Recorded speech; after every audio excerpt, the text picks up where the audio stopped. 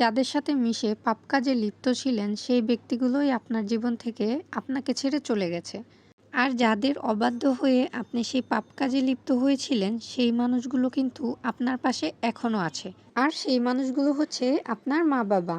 আমাদের বর্তমান সমাজের মানুষ এখন যেন কেমন হয়ে গেছে। আগে মা-বাবাকে ভয় পেত সন্তানেরা, আর এখন সন্তানকে ভয় পায় তার মা-বাবা।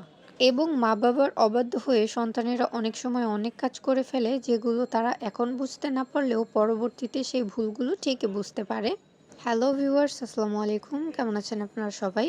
ওয়েলকাম জানাচ্ছি আমার নতুন আরও একটি ভিডিওতে। আশা করছি বরাবরের মতো আজকের ভিডিওটা একটু হলেও ভালো লাগবে।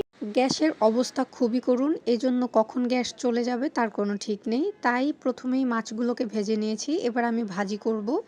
এজন্য একটা ডিম ভেজে এভাবে ভেঙে টুকরা করে নিচ্ছি, আর এখানে দিয়ে দিলাম কাঁচামরিচ ফালি।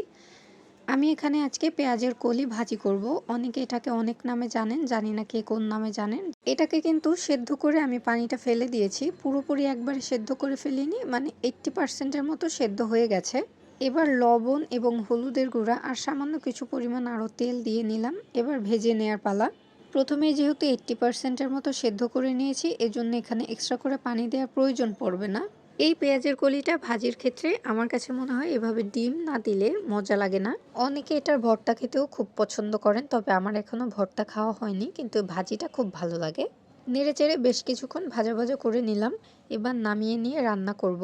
তো প্রথমে যেহেতু আমি মাছগুলোকে ভেজে নিয়েছি, এই জন্য কড়াইয়ের মধ্যে তেল দিয়ে সামান্য কিছুটা। আরেকটা কথা, অনেকেই কিন্তু জিজ্ঞেস করতে পারেন যে তেলের মধ্যে আমি পেঁয়াজ দিলাম না, সরাসরি মশলা দিয়ে দিলাম। আমি একসঙ্গেই পেঁয়াজটাও ব্লেন্ডার করে ফেলি, এজন্য এভাবেই মশলাটা দিয়ে দিই। তারপরে হলুদ, মরিচ, লবণ এগুলো দিয়ে এবার আমি এখানে তরকারিটা ঢেলে দেব। আর আজকে আমি মাটির নিচের আলুটা রান্না করছি, আর 2টা আলু দিয়েছি এমনি আলু। সব আলুই সাধারণত মাটির নিচে হয়, তবে এটা কিন্তু মাটির নিচে অনেক বড় একটা আলু হয়।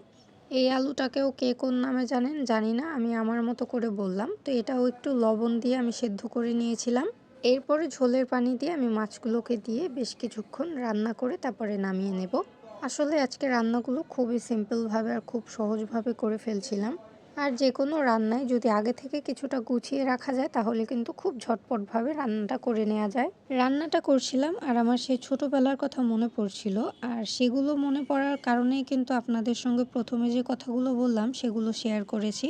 আসলে বর্তমান বাচ্চাদের অবস্থা, আমরা যে ছোটোবেলায় যে দিনগুলো পার করেছি সেগুলো কিন্তু ওরা দেখে না, বা সেই ভদ্রতা বা সহানুভূতিশীল যে একটা ব্যাপার আছে সেইটাও কিন্তু ওদের মধ্যে নেই। তবে আমি সবার ক্ষেত্রে বলছি না, এটা প্রায় বাচ্চাদের ক্ষেত্রেই দেখা যায়। বর্তমান পরিস্থিতিতে আমাদের মা বাবাদেরই কিন্তু আরও বেশি সচেতন হওয়া প্রয়োজন।